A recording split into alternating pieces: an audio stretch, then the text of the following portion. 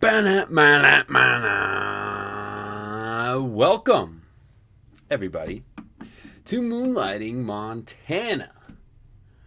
Welcome again to one of the final installments of the show. As I pondered whether or not to cover baseball, I realized, Andrew, you don't know squat about baseball. So it's not out of the equation yet, but I don't know what that would be like. I don't even know where to begin. And neither does anyone else, because this is the first year they've ever done it. So, that being said, let's get right into what is not only my favorite time of year for high school basketball, but the most exciting. What a wonderful time to be alive, y'all. I get to go over state tournament brackets. Not only do I get to go over state tournament brackets, but I also get to go to the state tournament in the Butte Civic Center, hosting none other than the AA boys and girls, to be fair, which I'm actually a little excited for, because there's an 8th grade girl out in Butte High doing her thing, and it's pretty impressive. So, as we go into this, I've debated a couple of things on how I'm going to do it. This week, I'm going to just basically highlight the games and take my picks for the first round. Now, as the days go on, I'm thinking I might do some other things. And maybe during the tournament days, try to cover the games that have happened. I think that's probably the best way of doing it. And I can't think of a better way yet. So what I'm going to do is I'm going to go over the first round and my picks, and then we'll do scores after this. This is kind of a highlight, which is good because I get to tell the tale of all these teams. I have a couple of phrases for each team. I watched, I think, every one of these teams play, and so I have a little bit of an idea. The only one that I didn't watch a ton of, I watched a little bit of. We'll talk about later, but without any further ado, y'all, this is AA basketball. This is where I'm going to be. I'm going to be sitting courtside, my son with a bag of popcorn, and we're going to be cheering. And we're probably going to be cheering for the Raptors because my man loves dinosaurs. All right? And I don't hate that pick by Archie. I like to stick to the Raptors. Interesting news going on from there, but this is the first round matchups, okay? First, right off the bat, we got the Glacier Wolfpack playing the Skyview Falcons. Now, Glacier turned it on late. Good for them. And they made it to the championship of the divisional. That's great. It doesn't matter, people. Because the West was so dang bad. I'm sorry, I hate to say it. But consistency and powerhouses in Eastern AA and A. All right?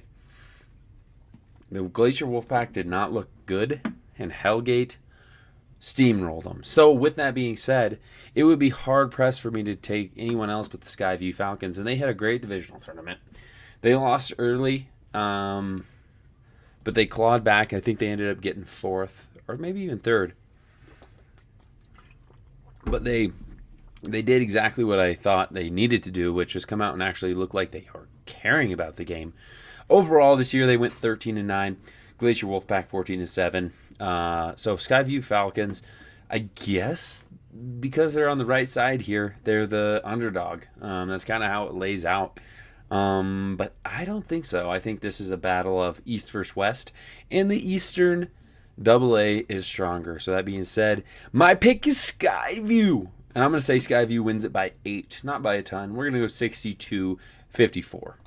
Okay. Next game is Billings West, the Bears versus the Big Sky Eagles. Now, I love me some Big Sky Eagles, and I love Coach Murphy and what he's doing in Big Sky. Shout out Coach Murphy, especially going to state. This is what Big Sky did last year too. Went to state with sort of a sorry regular season record and track record, but doesn't matter, and that's why I love state. It's tourney time. It's time to get rattled. Come on, let's go. But they came in and they played well. And they surprised some teams. They beat Capital. No Helena teams representing the state tournament, and that's a darn shame. I think it's since 1986 that hasn't happened. That's wild. And I think Helena underachieved. But mark my words, the Bengals will be back, and Capital will roll some kids in. So, but this game, Billings West is so solid. And my term for the Billings West Bears is they're dogs, people. They got that dog in them. If you took an x-ray, dogs. What are they eating? Dog food. What they really eat? Every guard in the Eastern Tournament.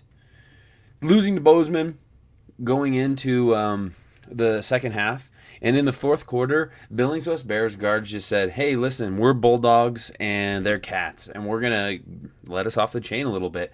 They stripped them, they picked their pocket, they went for layups, and they completely physically dominated them on defense. And I said this here earlier, they don't have a ton of firepower. It was proven against the Belgrade Panthers. Belgrade Panthers came out with nothing to lose and almost shocked the Bears in the first round. They had them on the ropes, and then Bears kind of did exactly what they did to Bozeman, and they said, okay, we're going to apply some pressure, see how your guards handle it. Bozeman has good guards, and the Bears made them look not so good. And so with that being said, I just think there's no way that the Big Sky Eagles, even with their senior guard, Charisma, I don't think that they can handle that sort of pressure. I don't think any team can, honestly, especially after what I saw them do to Bozeman. So Bozeman was frustrated, man. Kids losing their cool. And so I got the Billings West Bears winning by 20 in this one. Love me some Big Sky Eagles, but I got to go with the West Bears, man. They look so strong. And they play the right type of basketball, and it's just fun to watch, man. It's fun to watch. So I got them winning by 20, 70-50. Then we got the kind of reeling Bozeman Hawks versus the Butte Bulldogs. Now, I'm not going to lie to you. I took a second to think about this game. Bozeman, pretty strong. They have really good shooters. They shoot the ball extremely well. They kind of have scores wherever the weakness is on the defense. And I'm going to say their style is let it fly, as the Hawks do, no pun intended. But the interesting thing about Butte, the Bulldogs, is with Coach Ludke over there. I think his son's name is Hudson. Hudson can flat out score the ball, man. He's a guard that plays for Butte High, and he is impressive to watch. Now, I'm talking about one player versus a team of players, which is the reason I went with this point, and I think Bozeman will handle business. But Butte is not someone you're going to steamroll, and they can come out and beat just about anyone. But because I'm a safe bettor, I'm going to go with the favorited Bozeman Hawks of the Gallatin Valley. Got them winning by 14. We're going to go 74-60 because they can both score it. I'll tell you what, not a lot of scoring in AA either. I'm going to say that straight up. Then we got the Gallatin Raptors playing the Hellgate Knights. Now, the Hellgate Knights steamrolled. They took them, everyone in the Western Conference, and they made it look like they were playing AAA in a AA tournament. They were just flat out better than everyone in that tournament. They proved it.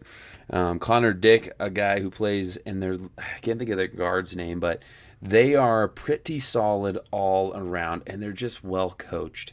Now, Gallatin, I really had high hopes on Gallatin. They have a great guard named Eli Hunter, and they had a great post named Quinn Clark. For some reason, Quinn Clark is no longer playing with the Gallatin Raptors, and I can only speculate. I'm not going to even speculate. It could be anything. It could be a myriad of things, but without him, they are a far weaker team. They have very little post presence without him. And with Connor Dick being as athletic as he is for Hellgate, Hellgate's kind of the Connor Dick show, but they're also just steadfast is what I describe them as. They're the steadfast Knights, and they don't really make too many mistakes. They just do things the right way. They play good defense. They rebound well, even though they're pretty much outsized in a lot of games they play. They shoot well. They drive well. They don't turn the ball over. But versus Gallatin, who knows? But I just think that steadfastness, and they're kind of, Gallatin's kind of all over the place in waves. I think that lasts, and I think that beats Gallatin out, even though they were one of my favorites in the year. I'm going to say this game ends up being 52-39. Low-scoring affair. Now, the Class A tourney, which I really wish was in the Civic Center, because that's close where I live, and I would go to that tournament. Not going to lie to you. I really wish I could watch Class A live. I'm excited for it. I think it's going to be a great one.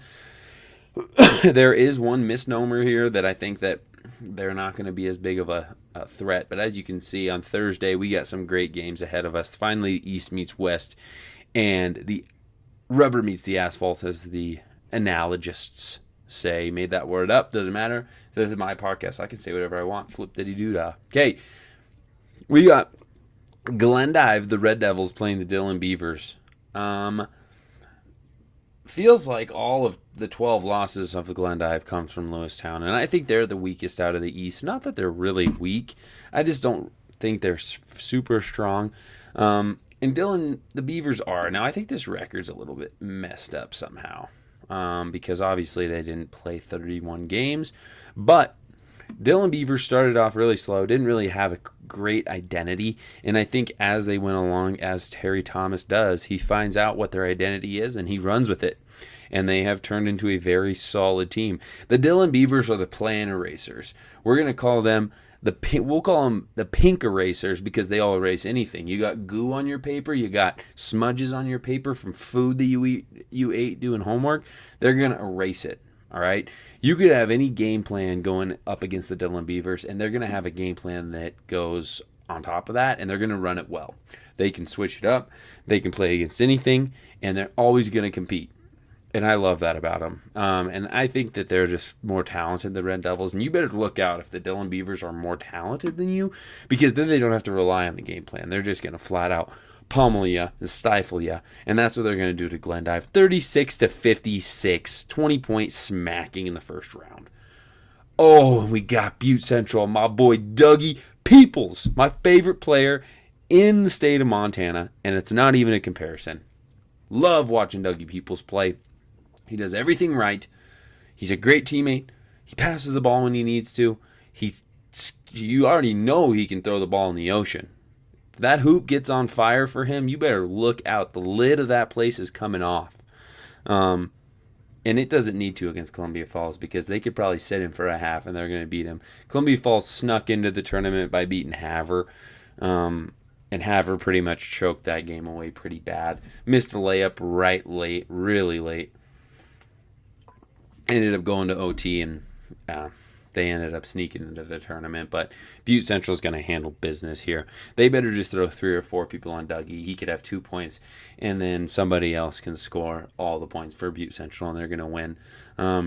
Like I said, if you guys have NFHS or have an ability to watch this, go. He's playing in Bozeman in the field house, the Brick Braden field house. Please go watch Dougie. He's a once-in-a-lifetime guy you get to watch.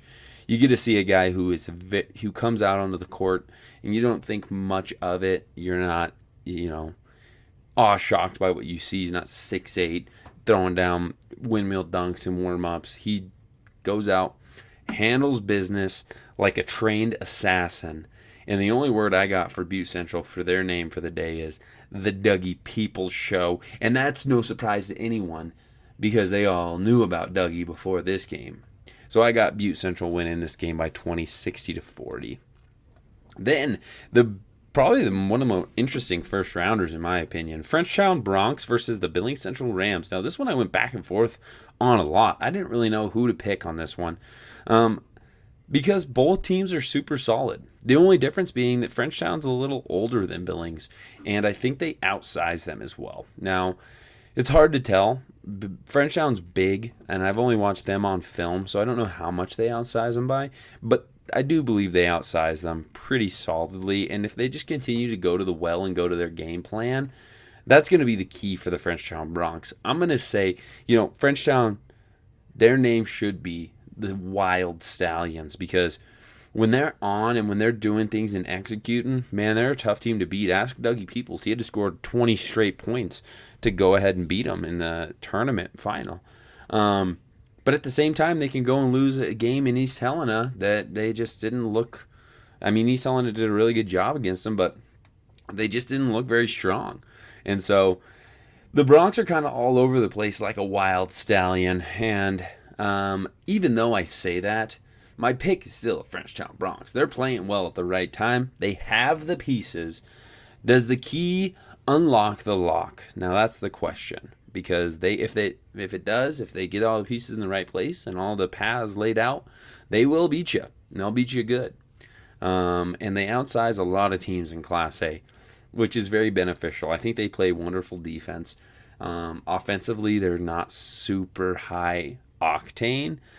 Eli Quinn can go, hit some threes and do, he's pretty talented offensively. He's no Dougie Peoples, but he's athletic, he's long, he's tall, and he can shoot the three. So if he's playing well and he's scoring efficiently and they're getting it into the post, getting paint touches and kicking it out, teams are going to struggle with them. And I do think Billings Central in the end is going to struggle with that, being so young. So I got Frenchtown. We'll say Frenchtown winning by 15, 65-50. Then we got Fergus. And all you got to see is these goose eggs here to tell you who I voted on this one. But don't get me wrong when I say Hamilton, being the type of team that they are, which is the 3-and-D type squad, go back, play solid defense, and then they can absolutely light you on fire from three. Which that gives them sort of a chance against Fergus. The biggest thing for Fergus is that they take care of the ball and they don't let, or for Hamilton is that they take care of the ball and don't let Fergus get out in the open court in fast breaks. Not necessarily fast break layups, but just have numbers and make it high paced. They play well in a high paced game. If they can slow it down and catch them in some threes, then Hamilton can stay right in this game. But this will be a really good test for Fergus. Not that I would ever go against them. It's sort of the David and Goliath battle. But as you know, David did take down Goliath. But not in this game, because fly high, Fergus, fly high. The undefeated Fergus Eagles. That is their name. That is their credo. And that is what I'll stick with winning this game, but not by a lot. 62-52 is how much I have Fergus winning that game by. Then we get to Class B for basketball, because Class B might be the most entertaining of all the classes for the tournament time. Class A, Class B, Class C, all super entertaining. Class A is entertaining too. It's just a different type of basketball. But that being said, these are the games that we got Thursday. These games are going on in Great Falls. Wonderful stream on NFHS if you ever want to catch it. They got announcers. They got dual angle cameras. Man, it's entertaining to watch, and they do a really great job over there. But I'm going to get into it right away. Loyola versus Lodge Grass. It would be hard to bet against Loyola right now. They're solid and they're young. And so this is the battle of the expected. The expected Loyola Sacred Heart Rams are going to take down the Lodge Grass Indians. I don't know a ton about Lodge Grass other than they do like to play res ball, but it doesn't really matter. That works sometimes against iffy teams, but Loyola is not one of those iffy teams. Very solid. Took care of business in the Class B tournament against everyone, and they're going to do the same against the Lodge Grass Indians. They're going to win that game 63-47.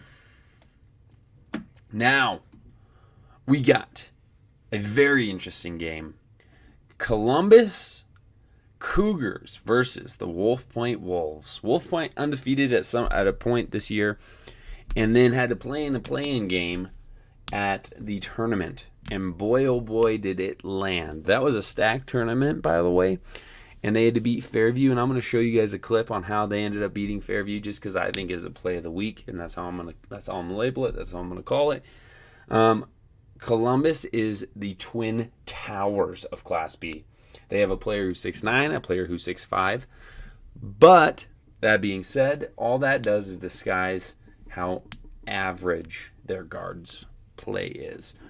Red Lodge came out with a very good and solid game plan. They almost doubled the 6'9" post that plays Stephenson, who plays for Columbus, is actually legit too. He's not just 6'9". He can score from 12 and in so consistently and get to the rim so consistently. If he gets a catch down there, he's going to score. Now, Red Lodge, what they did is they just doubled really hard. They doubled, and then they face guarded their one good guard, and they kind of let the other guards make mistakes. And it worked because they almost beat him. It was back and forth. Columbus is not super solid on defense. And like I said, they kind of have to rely on their guards getting it down the floor to get to their posts. Sometimes they can do that, and when they do, you're in trouble. But with that being said, Wolf Point, the survivors are going to come out and absolutely blitzkrieg those guards for Columbus. It's going to be hard to bottleneck it into the post because the Wolf Point Wolves are going to be on it like a fresh kill. They're going to stray away all of the weak members of the pack, all the weak members of the herd, and they're going to get them, and they're going to be wolves, baby. They're going to be wolves. And so they're going to take out those guards before the post is even a factor. And then you're going to have 6'9" and 6'5" trying to sprint up and down the court and guard these kids. It's just not going to work. They're too fast. Now, do they pose a very big problem for Wolf Point in the post? Absolutely, because Wolf Point's not big. If they can get it into the post, they're going to score. But Wolf Point, I assume, is not going to allow that to happen. And they're very good at not allowing that to happen, okay? And they're good. So I got Wolf Point winning this game. I got them only winning 66-60, so not by a ton. Then we got Malta versus Lame Deer. Malta is a very solid team. They're in a very tough division in Class B. But just the fact that they beat Fairfield, I'm going to say that Malta is the unexpected team in this tournament. I think teams are going to overlook them. They have a kid on their team named Oxard, last name Oxard, who's super talented. He's only a sophomore. And they're just kind of all solid all the way around. They can get scoring from anywhere. Someone can drop 30 one night and then be completely quiet the next night, and another kid will have 30. And that's going to be way too much for Lame Deer to handle. Lame Deer's, ever since Journey Emerson lost, they don't have that same firepower. And how could you without a kid who can score 70 in a game or 80 in a game? It doesn't happen that often. So with that being said, Malta is going to easily handle the press of Lame Deer. And not only that, they're going to take them into the half court and be the unexpected powerhouse that I think they can be. And I think Malta wins this game solidly 71 because they're going to be high scoring because they're going to break that press 71-58. Then we got the Big Fork Vikings versus the Red Lodge Rams. Now, really impressed what I saw with the Red Lodge Rams. Liked their size, liked their ability to score, and I am just not super impressed with Big Fork. Call me crazy, paint me stupid. I don't know. Maybe I don't know what I'm talking about here. But I don't think I'm that impressed with the Big Fork Vikings. They're pretty good. They're solid all around. No real player stands out, so they're all kind of talented. But Red Lodge players are just a little bit more talented, in my opinion. They don't have any gimmicks. They don't have any cliches. Obviously, I think they come in with a game plan, a different game plan for every game. What the game plan is going to be against Big Fork, I don't know. But we're going to call them the Prepared Readiness Red Lodge Rams because they are ready. Their game plan against Columbus was almost perfect, and they barely lost. But they're going to come in ready. I'd say the Big Fork Vikings guards are just not very good, and Red Lodge will expose that. Red Lodge is just flat out taller. The hustle plays that Big Fork kind of relies on aren't going to be as useful because Red Lodge isn't going to give up those hustle play turnovers all the time. So I got the Red Lodge Rams coming out on top. Also, some of the best colors, some of the best jersey colors in basketball for sure. The gold and blue. Just like Dylan, love it. I got them winning this game 66-53. Then we got Class C, a very solid tournament. Had a play-in game to get Bravue Levita in there, which I'm happy about because Cade Erickson is a man amongst children. I love the way he plays, and that's the first game we're going to talk about here. Bravue Levita, very good, as you can see with the record. The only issue with that being they don't play a ton of really good teams, and Manhattan Christian is a really good team. Defending state champs for a reason. They didn't lose a whole lot. They have a player that can match up with Cade Erickson, and that's really all they need to do. I feel like they are the checkmate to every team in this tournament. I'm not going to lie to you. They have a player on their team and a style to match any of the best players of these Class C teams. Because if you're dealing with Class C basketball, a lot of us know the teams with multiple good players are the state tourney run teams, and the teams with one good player still can make a deep run. because Class C is just different. You can rely on a player who's really great, and he can do enough for you in Class C to kind of carry you. He's not going to be able to do enough against Manhattan Christian. He's really good, but he's not going to be able to do enough. They have the checkmate. They have the option to cover him. And they will do that, and not only he could score 40, but they're going to score 80. And so I think Manhattan Christian just matches up too well, and then there's too many holes in Broadview Levita's game. Really short guards, which is not a good matchup for Manhattan Christian because they are long. The Dutch people get tall. That's like the revelation of the century. Dutch people get tall, okay? And so they're going to take this one very easily, 75-40. I think it's going to be just a crushing defeat. I could be wrong, but I think it is. Belt versus Fairview. Fairview was kind of the surprise team for me watching them play in divisionals because I had no clue how good they were. They are so good all around, and they're one of my favorite teams to watch because they have guys on their team that are kind of all different shapes and sizes that do different things well, and they're tall when they need to be tall. They can shoot when they need to shoot. They hustle, they press, they kind of do it all, and I love that. They are the warriors. They embody warriors. But when you got the senior-laden Belt Huskies, it's hard to get past what is tried and true. Huskies' only losses this year came from, I believe, a Class B team and someone else, but they don't lose very many games for a good reason. They are the veterans, the Belt Husky veterans, because they play like veterans. They don't get rattled, and they continue to do what is expected of them. And I have the Belt Huskies winning this game, not by a ton. I only have them winning 69-59. But I really love Fairview, so this would not make me upset if Fairview came out and shocked the world. I'd take the wrong pick there all day just to see Fairview play more basketball. Ooh, I'm going to call them the Dark Horse Broadus Hawks for sure. I told you guys how much I love Lone Peak and the way that they play and the way they're kind of surprising. They're not expected to be good. There's no real reason I can stick my finger on why they're good. And so that's why I cheer for them and root for them. But they are going up against what I deem to be the best team in Class C right now, as of the divisional tournament. Broadus there's no holes in the boat. There's no water coming in. It's not sinking. Broadus is very, very solid. And Dylan Gee for Broadus he's like a college-ready guy right now. His touch around the hoop is second to none. He's 6'5", and everyone else on the floor can get it done for Broadus as well. Maybe that was just a crazy divisional run that I saw, but I don't think it is. I think that they're the real deal, and I think that they play in a very tough division. That's why they have the 4 losses. I don't even know who they lost to. I think Melstone twice, Melstone's defense is immaculate. They're not even in this tournament. And then Huntley Project twice maybe. And yeah, Huntley Project's B. So I think that's who it was. Can't remember. I thought I looked, but... So that being said, them as solid and as tall as they are, that just is a bad matchup for Lone Peak. And because of that, I have them winning that game 70-58. The final one of the night is a very torn one for me. I'm not going to lie to you.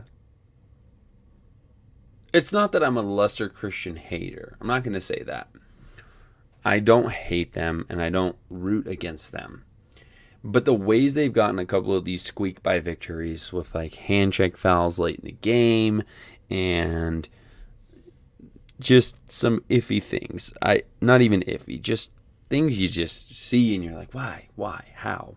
These squeak by games out of the eastern Montana, I just don't think they're as good as that 20-0 overall record looks.